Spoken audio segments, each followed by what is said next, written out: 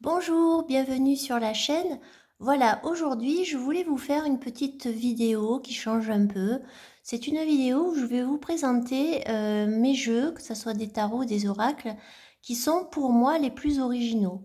Alors, voilà, hein, c'est l'originalité, comment moi je la ressens. Et du coup, je vais vous présenter des oracles et des tarots. Certains sont en mass market, d'autres sont auto-publiés. Voilà, c'est pour vous montrer un petit peu des petites choses qui m'ont fait tilt et qui m'ont dit, tiens, ce jeu-là, voilà, je me vois travailler avec, il a quelque chose. Alors, le premier jeu que je vais vous présenter, c'est le Camino Plus. Donc, c'est un jeu de cartes, on va dire, c'est des cartes qui vont vous aider à vous recentrer, à passer à l'action. Ça, c'est ce qui est écrit sur la boîte. C'est un jeu où on peut faire des tirages pour tout seul, mais aussi à plusieurs. Alors, l'originalité pour moi dans ce jeu, c'est qu'on va y retrouver donc 3 tas de cartes avec un dos de couleurs différentes. Et donc, le principe, c'est que l'on va tirer une carte orange quand on va poser sa question pour savoir par rapport à un problème, à quelque chose qui nous préoccupe. Elle va nous donner un verbe. Donc là, par exemple, on a le verbe régénérer. Donc, sur certaines cartes, on va avoir écrit verbe étape. Donc, on va tirer une deuxième carte dans la catégorie orange, donc verbe. Donc, on a régénérer, choisir. Donc ça va nous donner par rapport à notre question un petit peu la problématique. Qu'est-ce qu'il faudrait mettre en place? Donc, on a ces deux verbes. Dans la deuxième catégorie de cartes avec le dos bleu, on va retrouver donc un mot. Ici, par exemple, on a la clairvoyance. Donc ça, dans ce tas de cartes bleues, on va retrouver, on va dire, la ressource, sur quoi on peut compter, sur quoi on peut s'appuyer. Et dans la dernière carte, ça va être ce qui va nous donner à réfléchir pour passer justement à l'action. Et donc, par exemple, ici, on va retrouver de très courtes phrases, laisser du temps au temps. Donc voilà, ce premier jeu-là, qui est un jeu plus de développement personnel, en tout cas, je le trouvais, j'ai trouvé très original. Et bien évidemment, on peut travailler aussi par, par l'écriture. On peut faire des tas de choses et puis il peut même nous servir à compléter, par exemple, un tirage en tirant, tiens, je vais tirer une petite carte des actions possibles, ce qu'on peut me dire. Donc, je le trouvais très intéressant par sa structure. Donc ça, c'est le premier jeu qu'on trouve en mass market un peu partout. Ensuite, le deuxième jeu que je vais vous présenter, c'est un tarot mass market qui est très lourd. Alors, je vais monter peut-être un peu la caméra. Donc, c'est le Transparent Tarot de Emily Carding. Alors, l'originalité pour moi dans ce tarot, qui coûte quand même un peu cher. Enfin, moi, à l'époque, je l'avais payé 40 €, je pense, à peu près. Donc ici, l'originalité pour moi, c'est que on a un jeu. Déjà, on a un très très gros bouquin pour pouvoir travailler. Mais c'est un jeu où on va avoir, je vais pousser le livre, un petit tapis de tirage, voilà, qui est tout blanc.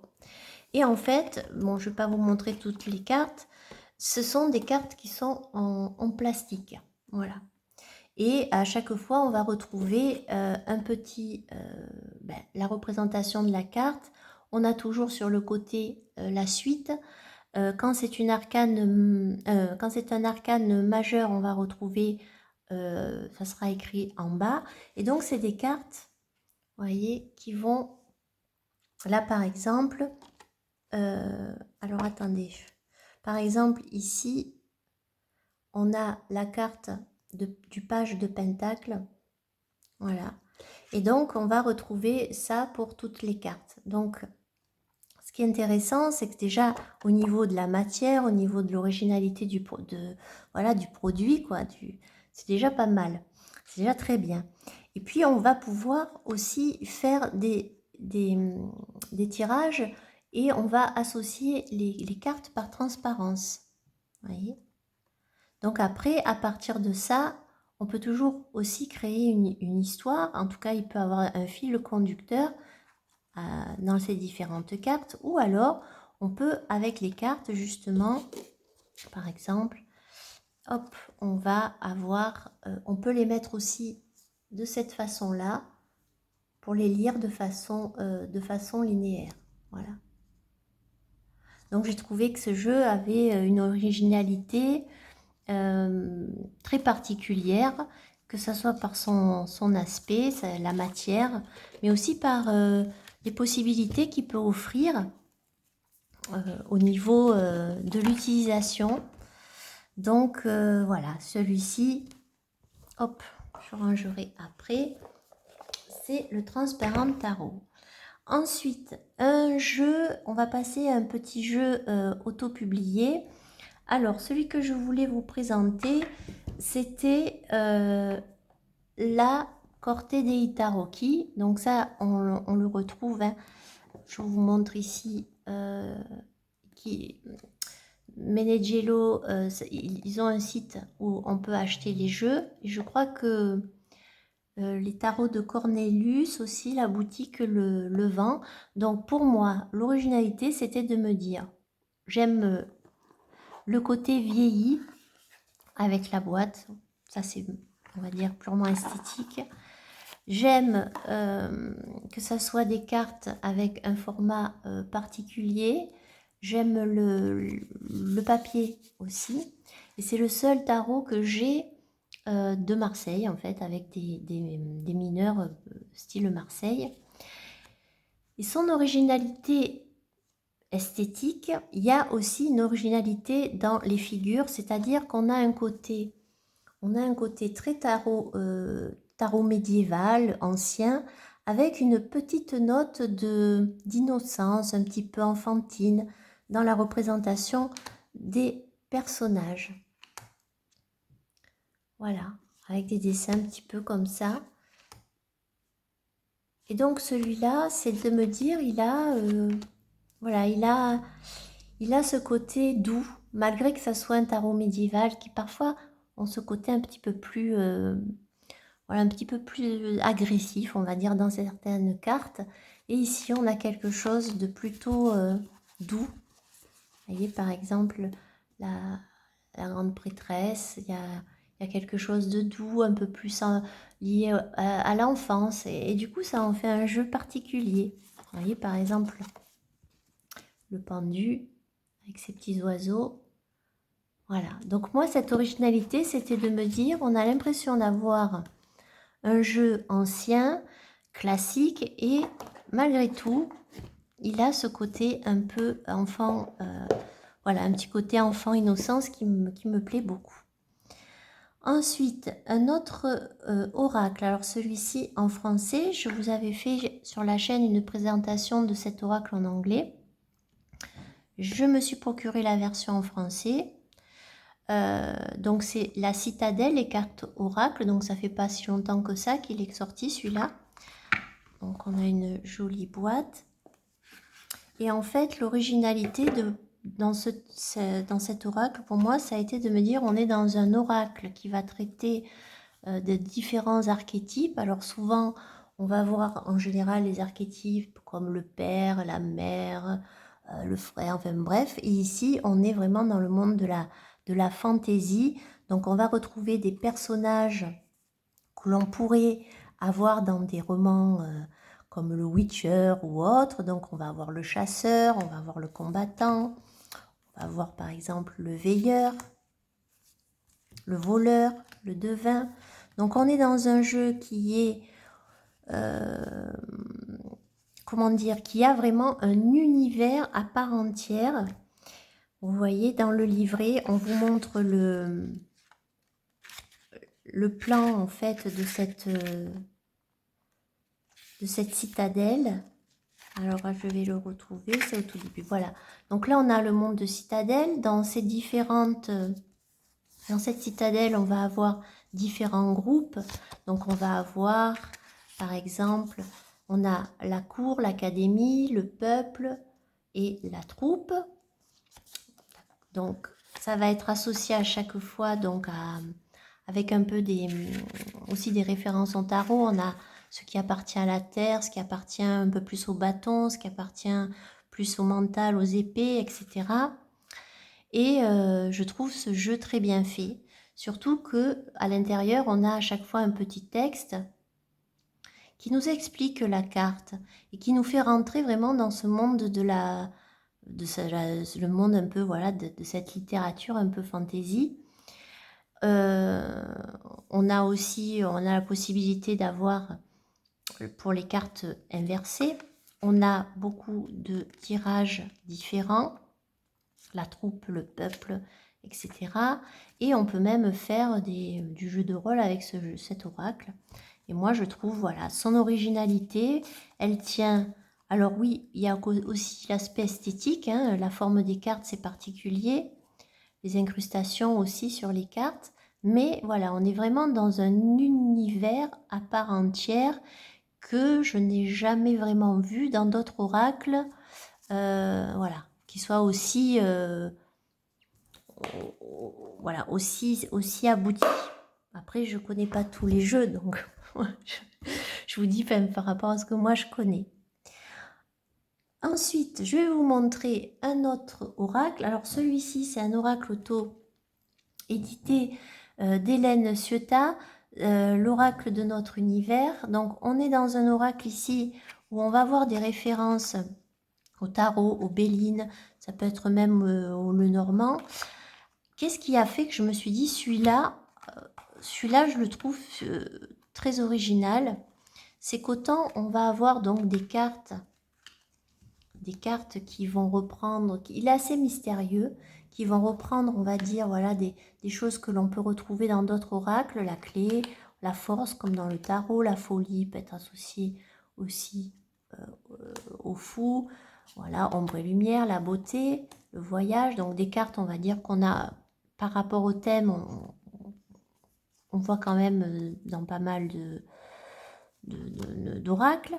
Mais moi, ce qui m'a plu, c'est toutes ces cartes qui en fait un jeu cosmique un peu, c'est-à-dire qu'on retrouve des cartes avec, par exemple, ici, le cosmos, le trou noir, le système solaire, la galaxie, les photons, voilà, bébé univers, la supernova. Et en fait, c'est ça qui m'a plu. C'est ce côté-là que je me suis dit, tiens, c'est original, voilà, d'avoir des cartes, on va dire, voilà, qu'on a plus l'habitude de voir dans les thèmes et de voir ce côté-là, très cosmos, très... Et du coup, c'est pour ça que je me suis dit, il est très original par sa conception, par les thèmes choisis. Voilà. Donc, je pense que peut-être par Facebook, vous pouvez la retrouver et elle a fait plusieurs oracles. Voilà, donc c'était notre univers. Ensuite, un autre oracle, enfin tarot oracle, auto-édité que j'avais baqué sur Kickstarter, c'est le tarot de la dévotion du page novembre. Donc là, ici, l'originalité pour moi, elle a été de me dire, waouh, c'est un oracle qui va avoir la structure un petit peu comme une cathédrale. Donc si je vous montre le petit livret. Donc le système, c'est le tarot de la dévotion, donc il a 40 cartes. Et donc on va retrouver un petit peu la structure, un peu comme dans le système, un petit peu comme dans les cathédrales. C'est-à-dire on va avoir les arcanes mineurs, qui seront des fresques, qui seront des vitraux. Voilà, non, c'est les arcanes majeures, ce sont des vitraux. On a les arcanes mineurs, les fresques murales. Donc on a comme ça une structure d'une église, d'une cathédrale. Et on va retrouver ici une atmosphère médiévale, mais colorée, avec des représentations qui sont douces, des mots-clés qui sont très bien choisis. Le silence, par exemple, la diligence, avec ce côté un peu ancien dans le vocabulaire aussi. La vigilance. Alors, l'endurance, je vois pas bien. La radiance, la dévotion. Donc voilà, on a des cartes comme ça, très... En plus, voilà, avec des beaux mots, bien choisies. On a des cartes aussi qui vont représenter des éléments, des sorcières. Voilà, on a différents types, hein. Il y a toute une structure. Je ne sais pas si j'avais fait une vidéo de ce jeu. Mais en tout cas, voilà, c'est un oracle où je me suis dit, il a une originalité très particulière, puisqu'il va allier ce système un peu d'être dans une église cathédrale avec ses vitraux. Il y a tout un truc comme ça et voilà, c'est ce qui m'a fait craquer. Ensuite, un oracle, un tarot mass market, mais qui est plus édité, c'est le Sherlock Holmes Tarot. Alors, l'originalité, je me suis dit, voilà, c'est Sherlock Holmes, je suis très fan. Je ne crois pas qu'il existe d'autres jeux de tarot sur Sherlock Holmes. Alors, celui-ci, il a été fait par John Matthews et Will Keegan, qui sont très connus. Et donc, qu'est-ce que... Voilà, j'ai aimé... Déjà, j'aime les couleurs de ce jeu. Les couleurs de ce jeu où on va retrouver les personnages, on va retrouver des lieux en lien aussi avec des histoires. Voilà, comme ici avec le chêne des Baskerville. Donc j'aime bien ce côté qui représente bien l'époque. Voilà. Après, dans ce livre-là, il y a tout qui est renommé aussi. Donc on va retrouver, pour pas que je dise de bêtises, voilà, hein, on a pour les suites, on va avoir les épées, ça sera observation. Les bâtons, c'est les preuves, les évidences. Les coupes, ça va être l'analyse. Et les pentacles, donc la déduction. Donc voilà, on est vraiment dans un univers à la Sherlock Holmes, avec même dans les appellations, même ça a été changé pour donner vraiment une atmosphère particulière à ce jeu. Et c'est ce qui a fait que celui-ci, je me l'étais procuré. Et à l'époque, il était toujours en vente, donc voilà, je l'ai pas payé cher, quoi, le prix normal. Ensuite, un autre oracle. Alors ça, c'est un vieil oracle que j'ai, c'est les chemins de Kuram. Et c'est un jeu voilà, d'auto-guérison, d'introspection. Alors lui aussi, il a cette particularité d'être découpé en 3 parties. Alors, si je... Les ressources, les obstacles... Alors ça, c'est... Donc là, c'est pareil. On va retrouver dans ce jeu,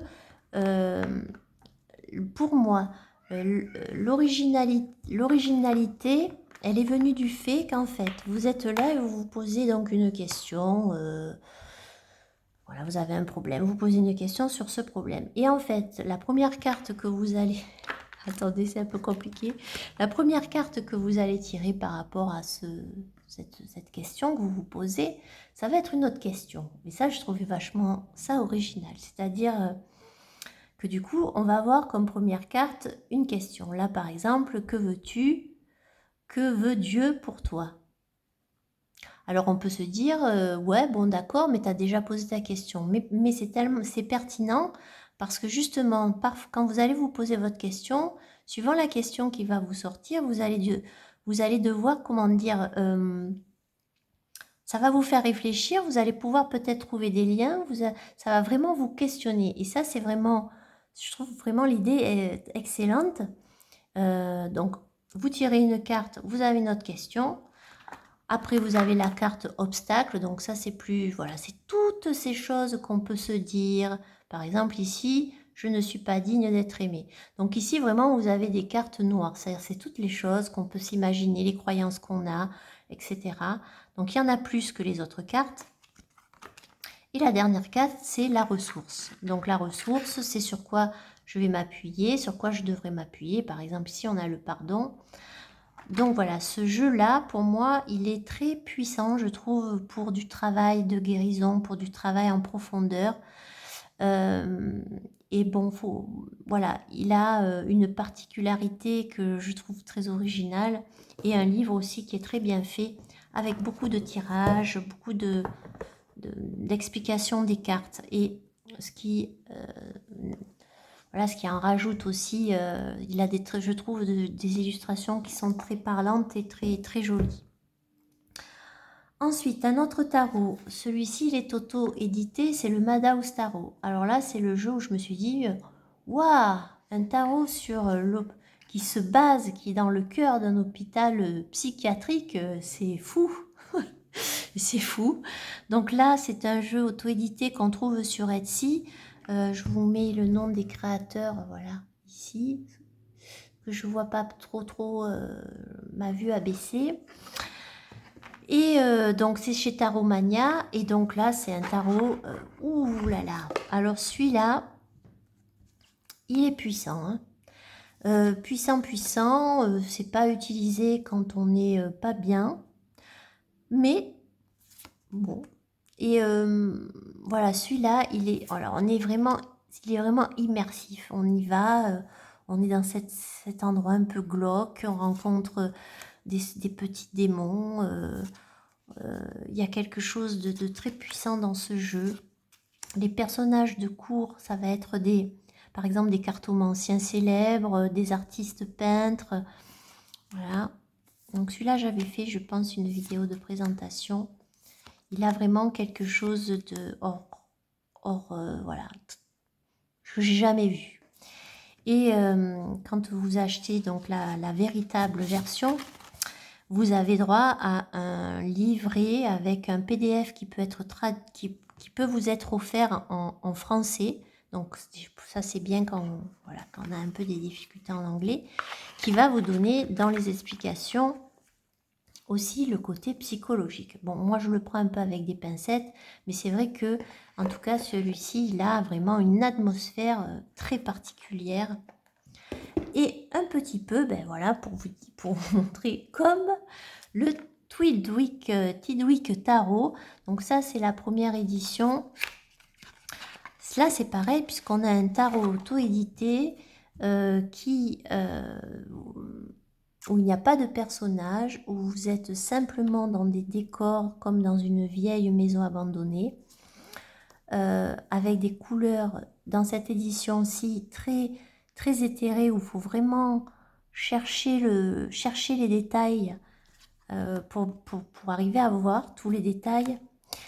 Et donc celui-là très connu, et voilà, aussi un jeu où on n'a que de l'architecture, que des objets.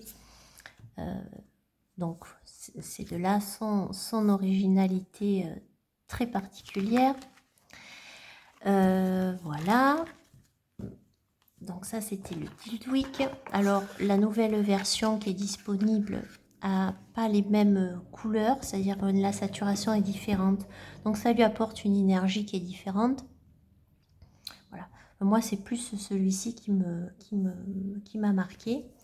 Ensuite un petit oracle auto-édité dans sa pochette, c'est le White Fox Oracle de Sabine Casasus, petit oracle.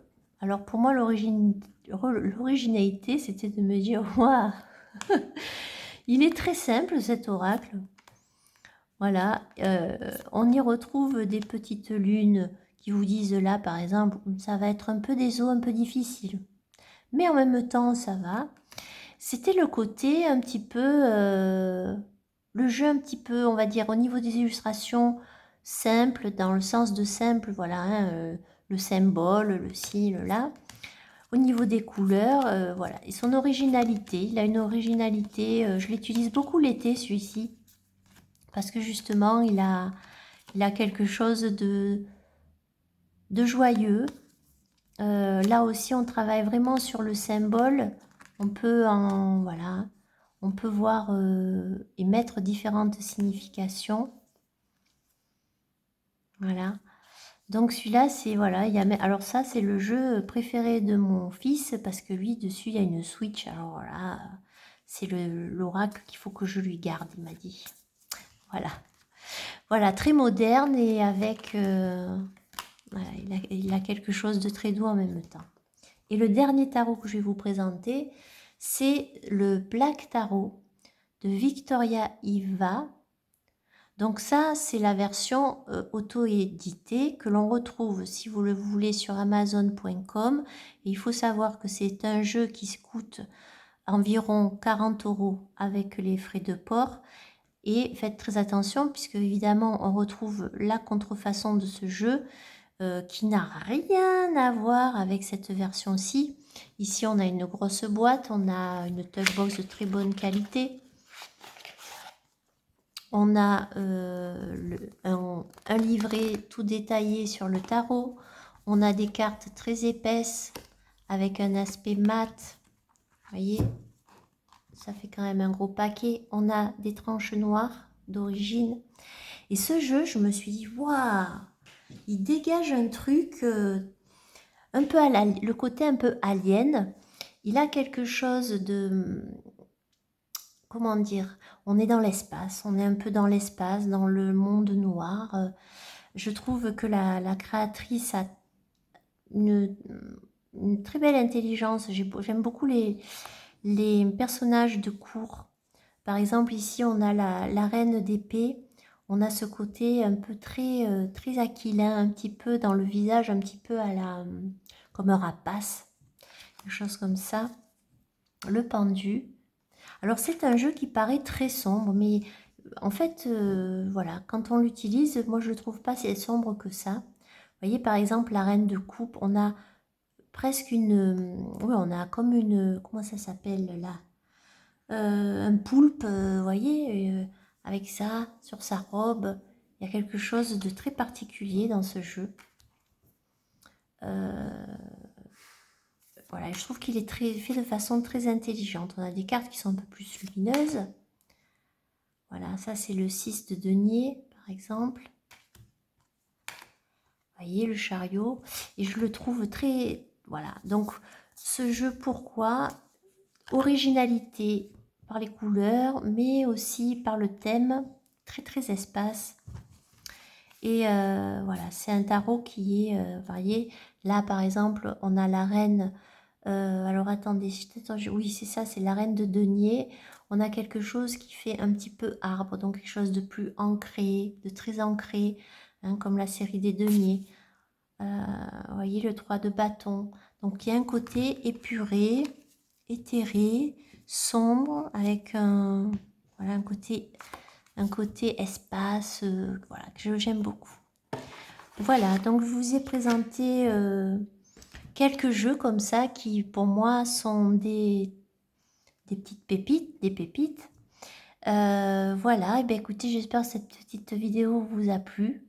Vous n'avez pas trop chaud et je vous dis à bientôt. Au revoir.